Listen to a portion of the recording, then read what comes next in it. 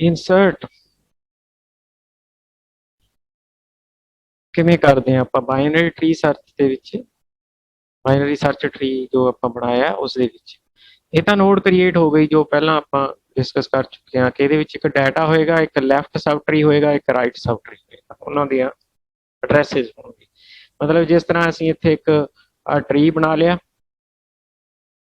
ਇਸ ਟਰੀ ਦੀ ਇੱਕ ਨੋਡ ਹੋ ਗਈ, ਆਹ ਡਾਟਾ ਹੈ ਜਿਹੜਾ ਇਹਦੇ ਵਿੱਚ ਆਪਾਂ ਲਿਖਾਂਗੇ ਉਹ ਡਾਟਾ ਹੈ, ਡਾਟਾ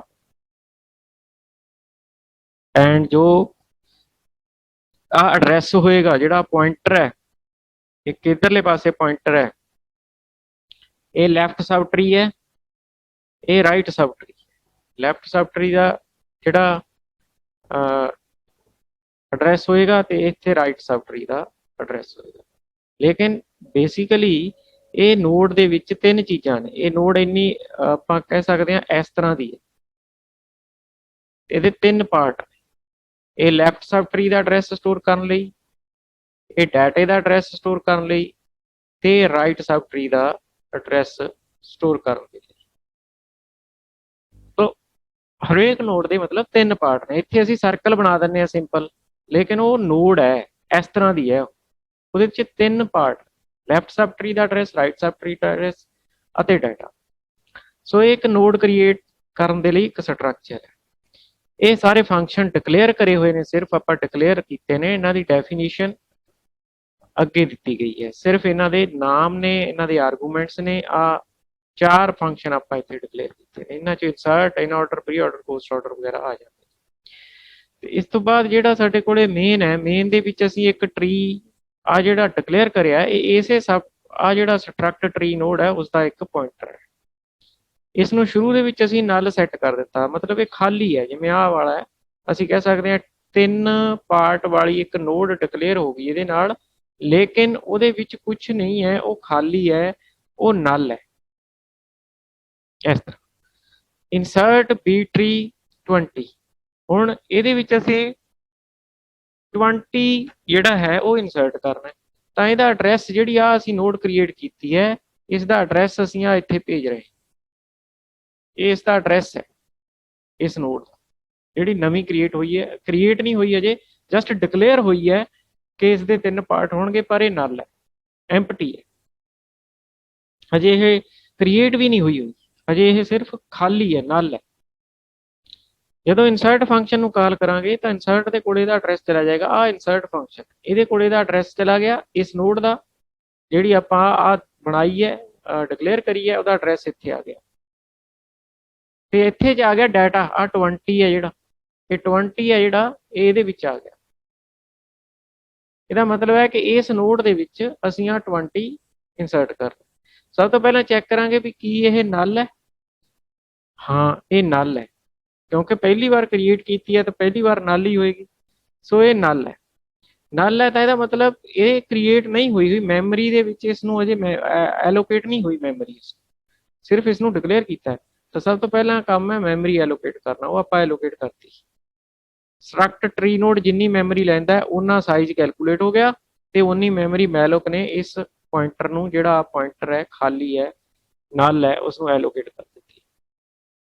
ਉਸ ਤੋਂ ਬਾਅਦ ਕੰਮ ਕੀ ਹੈ, ਆ ਜਿਹੜੇ ਤਿੰਨ ਫੀਲਡ ਨੇ, ਇਹਨਾਂ ਤਿੰਨ ਫੀਲਡਸ ਨੂੰ, ਆਹ ਵਾਲਾ ਤੇ ਆਹ ਤਿੰਨ ਫੀਲਡ ਨੂੰ ਫਿਲ ਕਰਨਾ ਹੈ। ਪਹਿਲਾਂ ਤਾਂ ਡਾਟਾ ਫਿਲ ਕਰਤਾ, ਡਾਟਾ ਵਾਲੇ ਚ ਐਨ ਪਾਤਾ, ਡਾਟਾ ਵਾਲਾ ਮਤਲਬ ਆ ਫਸਟ ਵਾਲਾ ਜਿਹੜਾ ਆਪਾਂ ਮਿਡਲ ਕਹਿ ਸਕਦੇ ਹਾਂ, ਮਿਡਲ ਮੈਂ ਰੱਖਿਆ ਹੋਇਆ ਵੈਸੇ ਸਟਰਕਚਰ ਦੇ ਵਿੱਚ, ਇਹ ਪਹਿਲਾ ਹੈ, ਇੱਥੇ ਆ ਪਹਿਲਾ ਹੈ, ਇਹ ਜਿਹੜਾ ਹੈ ਇੱਥੇ ਮੈਂ ਇਸ ਨੂੰ ਇੱਥੇ ਸ਼ੋ ਕਰ ਰਿਹਾ, ਲੈਫਟ ਵਾਲੇ ਨੂੰ ਮੈਂ ਇੱਥੇ ਸ਼ੋ ਕਰ ਰਿਹਾ, ਤੇ ਰਾਈਟ ਵਾਲੇ ਨੂੰ ਮੈਂ ਇੱਥੇ ਸ਼ੋ ਕਰ ਰਿਹਾ। ਤਾਂ 20 ਉੱਥੇ ਇਨਸਰਟ ਹੋ ਗਿਆ, ਤਾਂ ਲੈਫਟ ਨਲ ਕਰ ਦੇਣਾ ਹੈ, ਰਾਈਟ ਵੀ ਨਲ ਕਰ ਦੇਣਾ। ਆ ਵੀ ਨਲ ਕਰਤਾ ਕਿਉਂਕਿ ਇਹਦਾ ਲੈਫਟ ਸਾਈਡ ਦੇ ਉੱਤੇ ਕੋਈ ਸਬ ਟਰੀ ਨਹੀਂ ਹੈ, ਇਹਦੇ ਰਾਈਟ ਸਾਈਡ ਤੇ ਵੀ ਕੋਈ ਸਬ ਟਰੀ ਨਹੀਂ ਹੈ, ਨਲ ਕਰ। ਸੈਂਟਰ ਦੇ ਵਿੱਚ ਆਪਾਂ ਜਿਹੜਾ ਡਾਟਾ ਪਾਉਣਾ ਸੀਗਾ ਉਹ ਪਾਤਾ 20। ਉਸ ਤੋਂ ਬਾਅਦ ਅਸੀਂ ਵਾਪਸ ਚਲੇ ਗਏ, ਸਾਡਾ ਕੰਮ ਖਤਮ ਹੋ ਗਿਆ।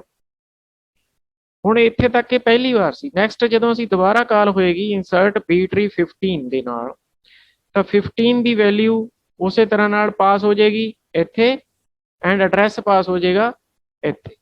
ਸੇਮ ਉਸੇ ਤਰ੍ਹਾਂ ਹੁਣ ਬੀ ਟਰੀ ਨਲ ਹੈ ਨਹੀਂ, ਕਿਉਂਕਿ ਉਹਦੇ ਚ ਆਲਰੇਡੀ 20 ਪਾਇਆ ਹੋਇਆ, ਇੱਕ ਨੋਡ ਬਣ ਚੁੱਕੀ ਹੈ, ਉਹ ਨਲ ਨਹੀਂ ਹੈ। ਇਹਦਾ ਮਤਲਬ ਇਹ ਵਾਲੀ ਇਫ ਸੈਕੰਡ ਟਾਈਮ ਦੇ ਉੱਤੇ ਨਹੀਂ ਚੱਲੇਗੀ, ਕਿਉਂਕਿ ਤਾਂ ਚੱਲੇਗੀ ਜੇ ਨਲ ਹੋਏਗਾ, ਨਲ ਤਾਂ ਹੈ ਨਹੀਂ, ਉਹਦੇ ਚ ਇੱਕ ਨੋਡ ਹੈਗੀ ਹੈ। इस करके असीं इत्थे आ गए। इत्थे चैक किया एन की वैल्यू 15 है, 15 एन की वैल्यू इस वे 15 ਜਿਹੜਾ ਬੀ ਟਰੀ ਦੇ ਡਾਟੇ ਨਾਲ ਕੰਪੇਅਰ ਕੀਤਾ ਵੀ ਉਹਦੇ ਨਾਲ ਛੋਟਾ ਜਾਂ ਵੱਡਾ। ਬੀ ਟਰੀ ਦਾ ਡਾਟਾ, ਬੀ ਟਰੀ ਜਿਹਦਾ ਐਡਰੈਸ ਆਇਆ ਯਾਨੀ ਆ ਨੋਡ ਦਾ ਐਡਰੈਸ ਆਇਆ ਇਸ ਦਾ, ਇਹਦਾ ਡਾਟਾ 20 ਹੈ, 20 ਨਾਲੋਂ 15 ਸਮਾਲਰ ਹੈ। ਇਸ ਕਰਕੇ ਯੈਸ ਹੋ ਗਈ, ਐਲਸ ਨਹੀਂ ਚੱਲੇਗਾ, ਆ ਚੱਲੇਗਾ। ਇਹ ਕੀ ਕਰੇਗਾ, ਇਹ ਜਿਹੜਾ ਲੈਫਟ ਵਾਲਾ ਟਰੀ ਹੈ ਇਹਦੇ ਲੈਫਟ ਦੇ ਉੱਤੇ ਨਲ ਹੈ, ਨਲ। ਇੱਥੋਂ ਜਿਹੜਾ ਲੈਫਟ ਵਾਲੇ ਦਾ ਐਡਰੈਸ ਹੈ ਜੋ ਕਿ ਨਲ ਹੈ ਉਹ ਪਾਸ ਹੋ ਜਾਏਗਾ ਇਸ ਨੂੰ ਆਪਣੇ ਆਪ ਨੂੰ ਹੀ। रिकर्शन का कंसैप्ट है। ਅਤੇ n ਦੀ ਵੈਲਿਊ n है 15, 15 पास हो जाएगा, दोबारा ਇੱਥੇ ਆਪਣੇ ਆਪ ਨੂੰ ਹੀ ਪਾਸ ਕਰ ਲਿਆ।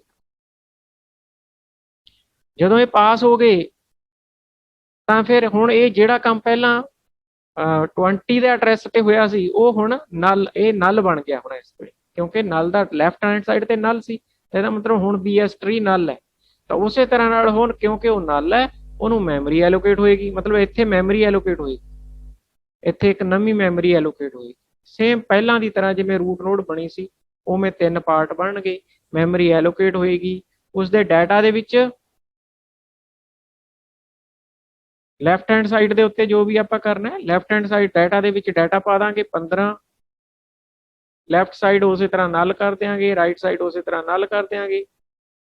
ਲੇਕਿਨ ਕਿਉਂਕਿ ਮੈਮਰੀ ਐਲੋਕੇਟ ਹੋ ਗਈ ਹੈ ਇਸ ਨੂੰ, ਇਸ ਕਰਕੇ ਆਹ ਨਲ ਨਹੀਂ ਰਿਹਾ, ਹੁਣ ਇੱਥੇ ਐਡਰੈਸ ਆ ਗਿਆ, ਮੈਮਰੀ ਐਲੋਕੇਟ ਹੋ ਕੇ ਇਹ ਨਲ ਨਹੀਂ ਰਿਹਾ, ਇਹ ਕਨੈਕਸ਼ਨ ਬਣ ਗਿਆ।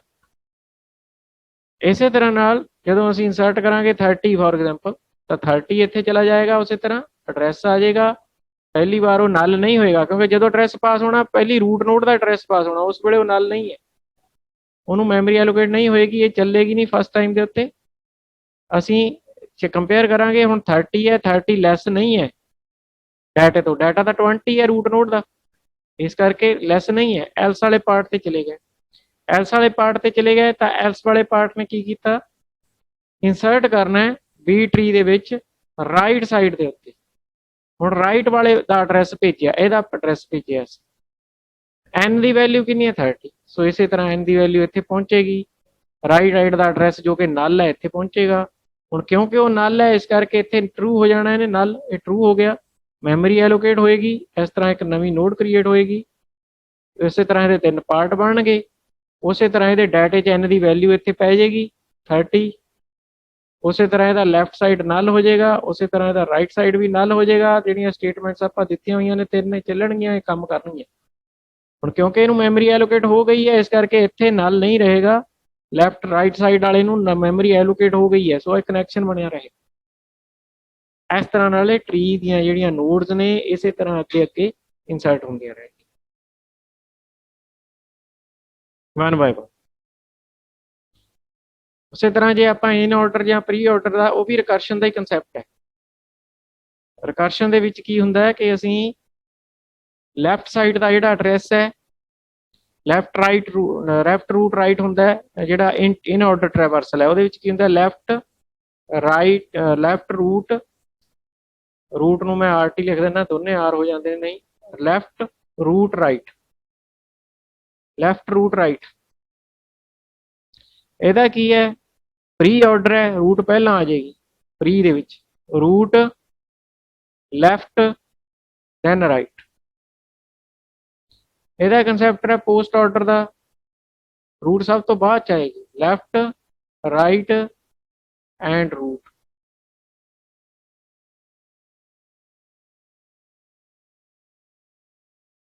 तो इसके अकॉर्डिंगली ये ट्रैवर्स करेगा रिकर्शन के अकॉर्डिंग नाल ही इसने क्या आप जिन्हों ट्री की रूट नोड का एड्रैस इतने भेजांगे, ये चैक करेगा जिन्ना चिर नल नहीं है इफ चलती रहेगी, मतलब ये पहली बार नल नहीं है, इस करके इन ऑर्डर को कॉल करांगे, लैफ्ट हैंड साइड का एड्रैस भेज देंगे, फिर वह लैफ्ट चला जाएगा, फिर वह लैफ्ट चलेगा, लैफ्ट मोस्ट बिट जी लैफ्ट मोस्ट नोड जी होएगी वो सब तो पहला प्रिंट होएगी। लैफ्ट मोस्ट क्यों, आ देखो जिवें हुण इत्थे मान लो अपना पहला नोड बनाई आपां बनाया सीगा 20, इधरले पासे सीगी 15 वाली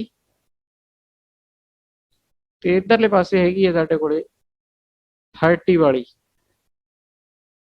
एड्रैस असीं 20 वाली दा भेजिया इत्थे शुरू तो वो तो नल नहीं है, इस करके लैफ्ट वाली दा एड्रैस जाएगा ये, क्योंकि लैफ्ट हैंड साइड दे उत्ते ਆਪਾਂ ਲੈਫਟ ਲੈਫਟ ਲੈਫਟ ਲੈਫਟ ਸਭ ਤੋਂ ਪਹਿਲਾਂ ਲੈਫਟ ਕਰਨਾ ਨਾ, ਲੈਫਟ ਰੂਟ ਰਾਈਟ ਹੈ, ਆ ਦੇਖੋ ਕਨਸੈਪਟ।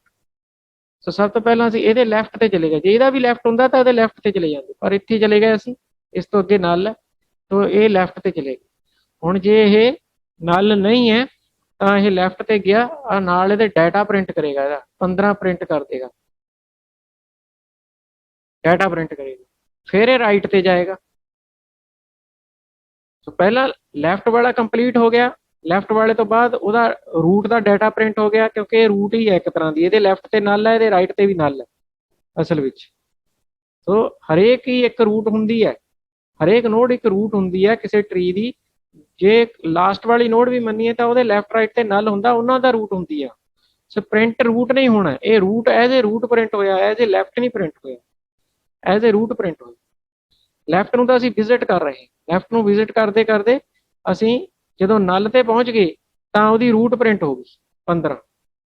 ਸੋ 15 ਰੂਟ ਪ੍ਰਿੰਟ ਹੋਈ ਹੈ। ਫਿਰ 15 ਦਾ ਰੂਟ ਪ੍ਰਿੰਟ ਹੋਣਾ, ਲੈਫਟ ਰੂਟ ਰਾਈਟ ਹੈ ਨਾ ਕਨਸੈਪਟ। 15 ਦਾ ਰੂਟ ਕੌਣ ਹੈ? 20। ਫਿਰ 15 ਦੇ ਰੂਟ ਦਾ ਜਿਹੜਾ ਰਾਈਟ ਹੈ ਉਹ ਪ੍ਰਿੰਟ ਹੋਣਾ, ਕਿਉਂਕਿ ਰੂਟ ਤੋਂ ਬਾਅਦ ਰਾਈਟ ਦੀ ਵਾਰੀ ਹੈ, ਤੇ 30। ਇਸ ਤਰ੍ਹਾਂ ਨਾਲ ਇਹ ਜਿਹੜਾ ਹੈ ਆ ਲੈਫਟ ਰੂਟ ਐਂਡ ਰਾਈਟ ਦੇ ਅਕੋਰਡਿੰਗਲੀ ਇਹ ਪ੍ਰਿੰਟ ਕਰੇਗਾ। ਸੇਮ ਤਰ੍ਹਾਂ ਆ ਰੂਟ ਲੈਫਟ ਰਾਈਟ ਦੇ ਅਕੋਰਡਿੰਗ ਕਰੇਗਾ। ਸਭ ਤੋਂ ਪਹਿਲਾਂ ਰੂਟ ਹੀ ਪ੍ਰਿੰਟ ਕਰ ਦੇਣੀ ਹੈ, ਜਿਵੇਂ ਹੁਣ ਇਹਦੇ ਅਕੋਰਡਿੰਗਲੀ ਕੀ ਹੈ, ਸਭ ਤੋਂ ਪਹਿਲਾਂ ਜਿਹੜੀ ਨੋਡ ਮਿਲ ਗਈ ਪ੍ਰਿੰਟ ਕਰ ਦੇਣੀ ਹੈ, ਉਹ ਰੂਟ ਹੈ। ਤਾਂ 20 ਮਿਲੇਗੀ, 20 ਵੀ ਪ੍ਰਿੰਟ ਕਰਤਾ। ਫਿਰ ਲੈਫਟ ਤੇ ਗਏ, ਲੈਫਟ ਵਾਲੇ ਨੇ ਪ੍ਰਿੰਟ ਹੋ ਜਾਣਾ 15। ਫਿਰ ਰਾਈਟ ਤੇ ਗਏ, ਰਾਈਟ ਪ੍ਰਿੰਟ ਕਰ ਦੇਣਾ 30।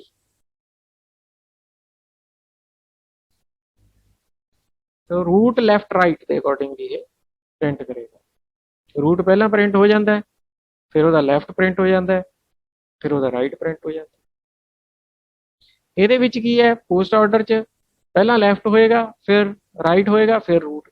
सो सब तो पहला लैफ्ट होएगा मीनस 15, फिर राइट होएगा यानी 30, फिर रूट होएगा यानी 20। तो ਇਹਦੇ ਅਕॉर्डिंग देखो ये लैफ्ट है, ठीक है,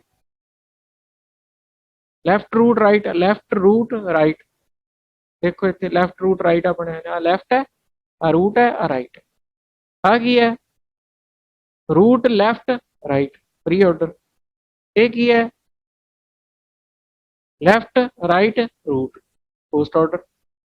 सो इस तरह नाल ये जिहड़ा प्रोग्राम है वो बनया है इंसर्ट करने के लिए, नोड नूं इंसर्ट कर।